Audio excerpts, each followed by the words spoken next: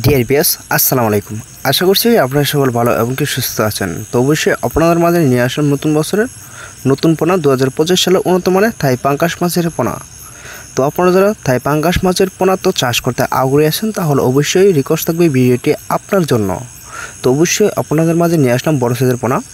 এটার সাইজ কিন্তু রয়েছে 2 থেকে 3 ইঞ্চি প্লাস। তো বর্তমানে কিন্তু থাই পাঙ্গাস মাছের পোনা আমাদের এখান থেকে অ্যাভেলেবল পোনা ক্রয় করতে পারেন।